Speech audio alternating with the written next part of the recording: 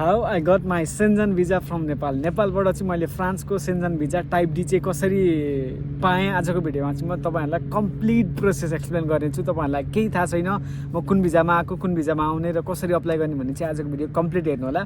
Number 1 मा भन्छु म चाहिँ फ्रान्सको होइन सेन्जन भिजामा, फ्रान्सको स्टुडेन्ट भिजाको टाइप डीमा स्टुडेन्ट भिजामा आएको हो। सो आजको भिडियो चाहिँ एक्सप्लेन गर्नेछु स्टुडेन्ट भिजा कसरी पाएँ होइन। म 0 लेभलकोबाट स्टार्ट गर्नेछु। सबसे पहिला मैले स्टार्ट गरेँ भने चाहिँ मैले चाहिँ ब्याङ्कमा पैसा हाल्न है। किनकि यदि तपाईँहरू चाहिँ बाहिरको कन्ट्रीमा आउँदै हुनुहुन्छ भने चाहिँ तपाईँको फर्स्ट प्रोसेस भनेको चाहिँ तपाईँको ब्याङ्कमा पैसाहरू चाहिँ डिपोजिट गर्दै गर्नुहोस् क्या। तपाईँहरू चाहिँ एट द एन्डमा एकैचोटि लास्टमा भिजा अप्लाई गर्ने बेला 10 लाख 20 लाख हाल्नुभयो भने तपाईँको फाइनेन्सियल डकुमेन्टहरू फेक देखिन्छ, जसको कारणले गर्दा तपाईँको भिजा रिजेक्ट हुनसक्छ। मैले चाहिँ 50,000 60,000 हालेँ होइन, निकालेँ मेरो अकाउन्टमा त होइन, मेरो ड्याडको अकाउन्टमा होइन। त्यसरी चाहिँ मलाई चाहिँ आइडिया थियो क्या एकैचोटि देखायो भने फेक हुन्छ भन्ने होइन। जसको कारणले गर्दा चाहिँ नेचुरल टाइपको ट्रान्ज्याक्सन देखाउनको लागि चाहिँ मैले होइन अप्लाई गर्नुभन्दा अगाडि नै क्या मैले आइएल्स क्लास स्टार्ट गर्नुभन्दा अगाडिदेखि नै त्यसरी जस्ट माइन्ड मेकअप गराइसकेको थिएँ। तपाईँहरू नै यही फलो गर्नु होला। अनि पहिला मैले त्यसरी पैसाहरू हाल्दै गएँ। सेकेन्ड स्टेप भनेको चाहिँ मैले आइएल्सको क्लास जोइन गरेँ। फ्रान्स आउँदै हुनुहुन्छ भने स्टुडेन्ट भिजाको लागि चाहिँ तपाईँलाई होइन आइएल्स गर्नु म्यान्डेटरी छैन। तैपनि तपाईँको अरू देशमा आउँदै हुनुहुन्छ, हामी भनेको त इङ्ग्लिस ल्याङ्ग्वेजको मदर टोनवाला कन्ट्री होइन, हाम्रो त नेपाली ल्याङ्ग्वेज हो। अनि फ्रान्समा आएर इङ्ग्लिसमा पढ्ने अनि आइएल्स नगरी we can't teach you in English Nepali language भनेर दे विल गर्न kind of ask you the question होइन। यस्तो फिल हुन्छ नि त, अफकोर्स हुन्छ होइन। त्यो भएको कारणले चाहिँ गर्नुभयो भने तपाईँहरूको बेस्ट हो क्या। भिजा रिजेक्ट हुने चान्स खासै हुँदैन आइएल्स गरेर अप्लाई गर्नुभयो भने। आइएल्स नगरी अप्लाई गर्दा नि भिजा त आउँछ, तर आइएल्स गरेर अप्लाई गर्नेहरूको चाहिँ प्लस पोइन्ट चाहिँ एकदम राम्रो हुन्छ भिजा आउने चान्स। सेकेन्ड प्रोसेस भनेको मैले आइएल्स क्लास जोइन गरेँ। अनि थर्ड प्रोसेस भनेको चाहिँ मैले campus France alliance Frances Kathmandu भन्ने पुल्चोकमा चाहिँ फ्रेन्च ल्याङ्ग्वेज जोइन गरेँ। म टाइमिङ भन्छु है त, म चाहिँ बिहानको 7 बजे बिहानको 7:30 देखिबाट 8:30 कि 9 बजीसम्म मेरो आइएल्स क्लास हुन्थ्यो। अनि त्यसपछि पुतली सडकमा म बुढा नीलकण्ठमा बस्थेँ, पुतली सडकमा मेरो क्लास हुन्थ्यो। अनि 10 बजीतिर खाजा खायो। अनि त्यसपछि म 11 बजेदेखि चाहिँ 12 बजेसम्मको चाहिँ मेरो फ्रेन्च क्लास थियो। 10:30 देखि 12 बजीसम्मको चाहिँ मेरो 1.5 घन्टाको फ्रेन्च क्लास थियो। म पुल्चोक जान्थेँ। अनि पुल्चोकबाट म डाइरेक्ट बुढा नीलकण्ठ जान्थेँ साझा यातायातमा होइन। अनि खाना खाएर म चाहिँ बेलुकाको 2 बजेदेखि चाहिँ काम गर्थेँ इभिनिङ टाइममा। सो टाइम चाहिँ मैले त्यसरी म्यानेज गरेको थिएँ। अनि मेरो आइएल्सको क्लास पनि सक्यो, फ्रेन्च ल्याङ्ग्वेज नि सक्यो होइन। मेरो आइएल्समा आयो ओभरअल 6.5 आएको थियो होइन। अनि त्यसपछि फ्रेन्च ल्याङ्ग्वेजको क्लासको नि सर्टिफिकेट त बन्यो, तर सर्टिफिकेट डजन्ट म्याटर होइन। ल्याङ्ग्वेज सिक्नुहोस् या नसिक्नुहोस्, तपाईँले कति सिक्नुभयो, कति बोल्न सक्नुहुनेछ त्यो म्याटर गर्छ। अनि तपाईँको फाइनेन्सियल डकुमेन्टहरू नि राखिरहेको छु। आइएल्स पनि भयो, फ्रेन्च ल्याङ्ग्वेज पनि भयो। अब मैले के गर्नु पऱ्यो भन्दा चाहिँ आइएल्स क्लास हुँदै चाहिँ मैले युनिभर्सिटी फाइन्ड आउट गर्नु पऱ्यो। सो मैले चाहिँ यति रिसर्च गरेँ युनिभर्सिटीको बारेमा, फ्रान्सको पब्लिक युनिभर्सिटीको बारेमा, फ्रीवाला युनिभर्सिटी, स्कलरसिपको बारेमा यति गरेँ, कुरै छोडिदिनुहोस् क्या। म मोस्ट अफ द टाइम म ल्यापटपमा हुन्थेँ, searching for university, list of public university, list of course in English, blah blah blah blah blah blah, पेरिसमा यो सिटीमा म धेरै रिसर्च गर्थेँ होइन। तपाईँहरू मलाई कमेन्टमा भन्नुहुन्छ मलाई यो युनिभर्सिटीको नाम दे, यो युनिभर्सिटीको नाम दे भन्नु। तपाईँहरूलाई सोध्न सजिलो छ, तर त्यो टाइममा त मलाई यसरी आन्सर दिने मान्छे कोही थिएन क्या। अब म एउटा इन्डियन युट्युबरलाई फलो गर्थेँ होइन। अब ठिकै थियो, कन्टेन्ट त्यस्तो राम्रो बेस्ट त थिएन, तैपनि म केही इन्फर्मेसनको लागि चाहिँ थिएँ, नेपालीहरू कोही थिएन। सो त्यो टाइममा चाहिँ मलाई एकदम गाह्रो नै हुन्थ्यो होइन। मैले पर्सनली धेरै रिसर्च गर्थेँ। अनि युनिभर्सिटीको डिटेल्स पाएँ मैले। 4-5 वटा 6-7 वटै युनिभर्सिटीमा मैले अप्लाई गरेको थिएँ। मैले युनिभर्सिटी बुर्गोन भन्ने दिजो रिजनबाट, DIJON भन्ने रिजनबाट नै अफर लेटर पाएको थिएँ। त्यसमा मेरो युनिभर्सिटीको फी विदाउट इन्टरभ्यू पनि मलाई अफर लेटर आएको थियो। 5,000 मेरो युनिभर्सिटी फी थियो MBA को लागि। तर म चाहिँ होटल म्यानेजमेन्ट रिलेटेड इन्ट्रेस्ट भएर चाहिँ म चाहिँ MHM को कोर्सहरू खोजिरहेको थिएँ। र फाइनली चाहिँ मैले युनिभर्सिटी अफ अजे भन्ने चाहिँ अजे सिटीबाट चाहिँ युनिभर्सिटीको चाहिँ रेस्पोन्ड आयो, जसमा चाहिँ मलाई एप्लिकेसन प्रोसेसको लागि यो डकुमेन्टहरू चाहिँ सब्मिट गर भनेर मलाई काइन्ड अफ रेस्पोन्स आयो युनिभर्सिटीबाट। तर सबै फ्रेन्चमा थियो क्या। तपाईँको मेरो +2 को यो युनिभर्सिटीको सर्टिफिकेटहरू फ्रेन्च ल्याङ्ग्वेजमा ट्रान्सलेट गर्नुपर्ने थियो। मेरो ब्याचलरको सर्टिफिकेटहरू ट्रान्सलेट गर्नुपर्ने थियो। अनि मेरो सबै डकुमेन्टहरू चाहिँ रिक्वायरमेन्ट चाहिँ पब्लिक युनिभर्सिटीको लागि चाहिँ a bit different then other होइन, अरूको प्राइभेटको जस्तो सजिलो हुँदैन पब्लिकमा।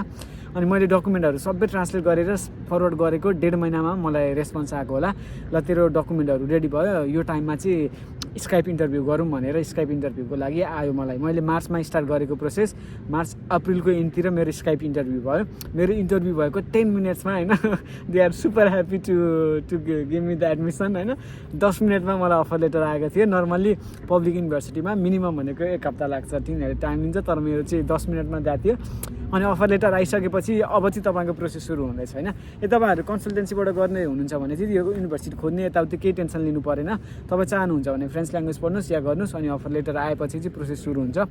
अफर लेटर आइसकेपछि के गर्नु पऱ्यो, अब नो अब्जेक्सन लेटर बनाउनुपर्छ होइन। अब मेरो प्रोसेस भन्दैछु म, जसको कारणले गर्दा चाहिँ मेरो अफर लेटर आयो, युनिभर्सिटीको प्रोसेस सब सक्यो, मेरो ब्याङ्कमा पैसाहरू डिपोजिट ट्रान्ज्याक्सनहरू भइरहेको छ होइन, त्यो नेचुरल ट्रान्ज्याक्सन देखिरहेको छ, मेरो आइएल्स पनि भयो, ल्याङ्ग्वेज पनि भयो, मेरो डकुमेन्टहरू स्ट्रङ हुँदैछ होइन।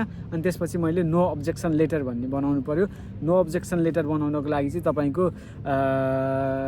हमेलको साइडमा छ, त्यो हाम्रो ड्रिम पार्कको साइडमा छ केसरा महल पुस्तकालय, त्योको त्यहाँको अफिस छ, आई डोन्ट नो के अफिसको नाम हो होइन। त्यहाँ अफिसमा गएर चाहिँ तपाईँहरूले 1000-2000 कति लाग्छ, त्यहाँ चाहिँ नो अब्जेक्सन लेटर बनाउन सक्नुहुनेछ। नो अब्जेक्सन लेटर भनेको चाहिँ तपाईँको चाहिँ फर्दर स्टडीको लागि देश छोडेर बाहिर जानको लागि टेन्सन छैन भन्ने काइन्ड अफ डकुमेन्ट हो होइन। त्यो नो अब्जेक्सन लेटर बनाउनको लागि चाहिँ तपाईँहरूलाई चाहिँ युनिभर्सिटीको अफर लेटर चाहिन्छ। अनि फ्रेन्चमा तपाईँको अफर लेटर छ भने इङ्ग्लिसमा ट्रान्सलेट गर्नु होला, किनकि त्यहाँको नेपालीहरू नि कचकच गर्ने टाइपको थियो। मलाई नि मेरो युनिभर्सिटीले फ्रेन्चमा अफर लेटर पठाएको थियो, अनि तिनीहरूले नबुझेर चाहिँ मैले चाहिँ इङ्ग्लिसमा ट्रान्सलेट गरेर फेरि गरेको थियो, जसको कारणले गर्दा मलाई 2-4 दिन ढिला भएको थियो होइन। कुनैले एक्सेप्ट गरिदिन्छ इजिली, कुनै त्यस्तै टेडेहरूले एक्सेप्ट गर्दैन होइन। मलाई त्यो टाइममा लास्टै रिस उठाएको थियो होइन, कुरै छोडिदिउँ, अब भिजा अप्लाई गर्न क्या टेन्सन हुन्छ, त्यो प्रेसर हुन्छ, थाहा छ नि त प्रेसर होइन। यहाँ अफर लेटर आइसक्यो पब्लिक युनिभर्सिटीबाट, ल्याङ्ग्वेजै बुझेन भाइ भनिदिनुहुन्छ यार, अब के भन्ने, अब गाह्रो भयो होइन। 2-3 दिनपछि फेरि त्यसलाई चेन्ज गरेर होइन, ट्रान्सलेट गरेर अनि बल्ल आएपछि नो अब्जेक्सन लेटर आइसकेपछि तपाईँको भनेको अब चाहिँ क्याम्पस फ्रान्सबाट जानुहोस्। क्याम्पस फ्रान्समा म चाहिँ मोस्ट अफ द टाइम चाहिँ म क्याम्पस फ्रान्सको निरञ्जन सरसँग या क्याम्पस फ्रान्ससँग चाहिँ एकदम कनेक्टेड थिएँ, किनकि म धेरै कुराहरू चाहिँ उहाँहरूसँग सोधिरहेको हुन्थेँ, किनकि क्याम्पस फ्रान्समा पैसा तिर्नु पर्दैन, फ्री थियो त्यो बेलामा, काउन्सिलिङहरू फ्रीमा हुन्थ्यो। जसको कारणले गर्दा मैले नबुझेको क्वेसनहरू, मलाई थाहा नभएको कुराहरू चाहिँ म त्यहाँको अफिसरहरूसँग कन्सल्ट गर्ने गर्थेँ, किनकि क्याम्पस फ्रान्सको अफिस र मेरो ल्याङ्ग्वेज पढ्ने क्लास चाहिँ बिल्डिङ चाहिँ एउटै थियो क्या, त्यो अहिले पनि सेम नै होला क्या। जसको कारणले गर्दा चाहिँ हाम्रो चाहिँ जो इन्टरेक्सन भइरहेको हुन्थ्यो। अनि त्यो टाइममा कोही साथीहरू हुनुहुन्थ्यो, अब फ्रान्स अप्लाई गर्ने भाइहरू हुनुहुन्थ्यो, उहाँहरूको रिजेक्ट भयो, कसैको मेरो एकजना साथीको एक्सेप्ट भयो पब्लिकमै होइन।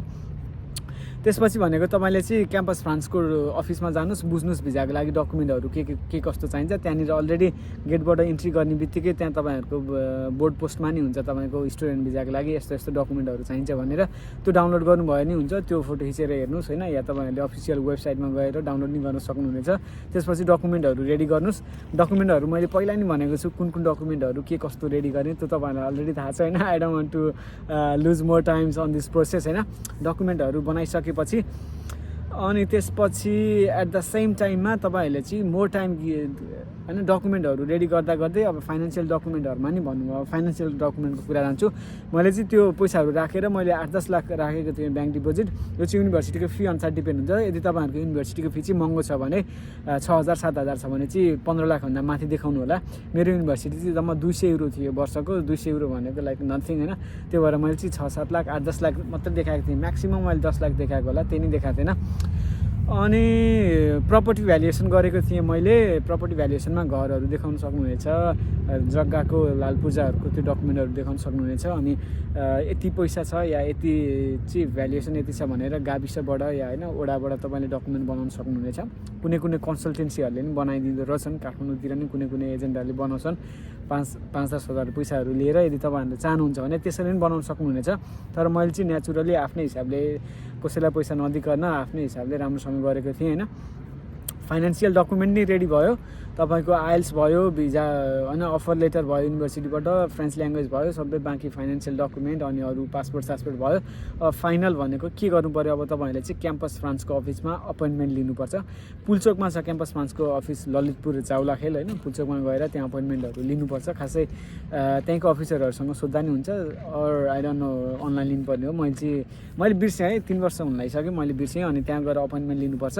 अनि उहाँहरूले चाहिँ एकचोटि स्मल काइन्ड अफ ब्रिफिङ या अब इन्टरभ्यू भनौँ या ब्रिफिङ काइन्ड अफको इन्टरभ्यू लिनुहुनेछ। उहाँले चाहिँ तपाईँहरूको होइन बेसिक कुराहरू सोध्नुहुनेछ, किन जान लाग्यो, कता जान लाग्यो, युनिभर्सिटी के हो, कुन कोर्स हो, फ्युचर प्लान के छ, basic kind of conversation interview हुन्छ। इन्टरभ्यू हो, त्यो इन्टरभ्यूमा नि इम्पोर्टेन्स दिनुपर्छ। उहाँहरूको हातमा नि डिपेन्ड हुनसक्छ, उहाँहरूले नि केही मार्किङहरू गर्न सक्नुहुनेछ भिजाको लागि होइन। त्यो इन्टरभ्यू नि रेडी गर्नु होला।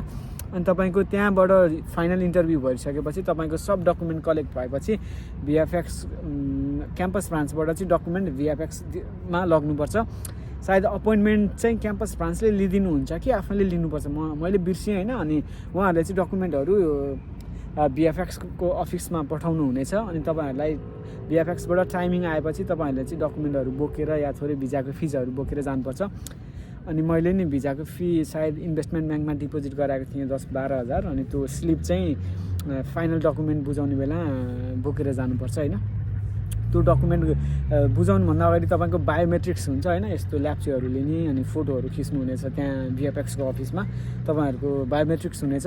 बायोमेट्रिक्स भएको साथसाथै तपाईँको ओरिजिनल पासपोर्ट पनि डकुमेन्टको साथमा चाहिँ भिएफएक्स हुँदै इन्डिया जान्छ होइन।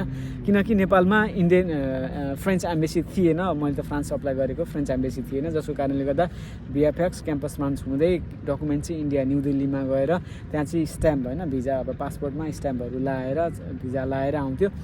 अनि मैले त्यहाँबाट मेरो गयो डकुमेन्टहरू भिएफएक्सबाट गयो इन्डिया होइन। अनि त्यहाँ चाहिँ ट्र्याक नम्बरहरू दिनुहुनेछ त्यहाँ भिएफएक्सको अफिसरहरूले, त्यहाँ चाहिँ तपाईँले ट्र्याक गर्न सक्नुहुनेछ तपाईँको पासपोर्ट चाहिँ अहिले कहाँ छ, अनि अन द प्रोसेस हो कि इन्डियाबाट नेपाल आउँदैछ कि, अनि ट्र्याकिङ गर्न सक्नुहुनेछ। तपाईँको ट्र्याकिङमा त्यो बेलामा भिजा आयो आएन भनेर केही थाहा हुँदैन, तपाईँको पासपोर्ट ओपन गरिसकेपछि बल्ल थाहा हुन्छ भिजा आएको छ कि छैन होइन। किनकि फ्रान्सको भिजा चाहिँ तपाईँको अलरेडी चाहिँ रिजेक्टेड भनेर त्यस्तो इमेलहरू आउँदैन। तपाईँको रिजेक्टेड भयो भने नि पासपोर्टमा एउटा पेपर सहित आउँछ होइन। रिजेक्टेड भयो भने नि मेरो एक्सेप्ट भएर आएको थियो, पासपोर्टमा पुम भिजा लगाएर आएको थियो होइन। अनि लेटरमा भनेको थियो चाहिँ एउटा काइन्ड अफ स्मल लेटर नै आएको थियो, कङ्ग्रेचुलेसन, वेलकम टु फ्रान्स, बिएनभेन्यू अफ फ्रान्स। तपाईँ चाहिँ अब फ्रान्स चाहिँ यो टाइमभरिमा 30 दिन कि 90 दिनभित्रमा चाहिँ इन्ट्री गरिसक्नुपर्छ यो भिजा आएको दिनमा। अनि तपाईँ चाहिँ फ्रान्स पुगेको 90 दिनभित्रभन्दा अगाडि नै लङ स्टेको लागि OFFI उफी भन्ने अप्लाई गर्नुपर्ने हुन्छ। यो प्रोसेस चाहिँ नबिर्सिनु होला भनेर मलाई फ्रान्सको सेन्जन टाइप डी स्टुडेन्ट भिजा सहित त्यो पेपर आएको थिएँ। I was super excited, super happy होइन फ्रान्सको भिजा आइसकेपछि।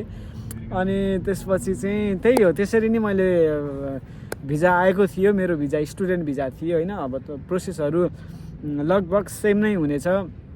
तपाईँहरूको भिजा टाइप अनुसार चाहिँ तपाईँको डकुमेन्टहरू डिफ्रेन्ट हुनेछ। फाइनेन्सियल ब्याकग्राउन्डहरू कति देखाउनु पर्ने हो, पैसा कति देखाउनु पर्ने हो, त्यो चाहिँ तपाईँको भिजा टाइपमा डिपेन्ड हुन्छ होइन। अब वर्किङ भिजा अप्लाई गर्दै हुनुहुन्छ भने तपाईँहरूले ब्याङ्क ब्यालेन्स देखाउनु परेन। तपाईँको फ्रान्सको या युरोपियन कन्ट्रीबाटको वर्क कन्ट्र्याक्ट चाहियो, कामको कन्ट्र्याक्ट चाहियो। त्यसपछि तपाईँको कम्पनीले रिकमेन्डेसन लेटर दिन्छ, घर बस्ने रुमहरूको कन्ट्र्याक्टहरू दिनुहुनेछ कम्पनीले होइन।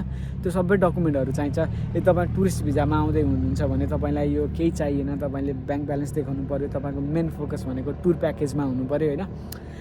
सो यस्तै नै हो मेरो कहानी, यस्तै नै थियो फ्रान्सको होइन। अब नेपाल युरोपको कहानी भनौँ या फ्रान्सको कहानी भनौँ, नेपालबाट जर्नी होइन। अनि कहिले दुःख हुन्थ्यो, कहिले होइन। अब कुनै बेला फ्रेन्च ल्याङ्ग्वेजहरू बुझिँदैन थियो, प्रोसेसहरू जानिँदैन थियो। अब जान्ने नजानी प्रोसेसहरू गरियो, भिजा पनि लाग्यो, रियली ह्याप्पी फर द्याट होइन। अनि यही थियो मेरो फुल प्रोसेस। तपाईँहरूलाई भिडियो कस्तो लाग्यो कमेन्टमा लेख्न नबिर्सिनु होला। केही क्वेसन छ भने नि I will gonna reply you as soon as possible. Thank you so much for watching full video. Ciao ciao, by.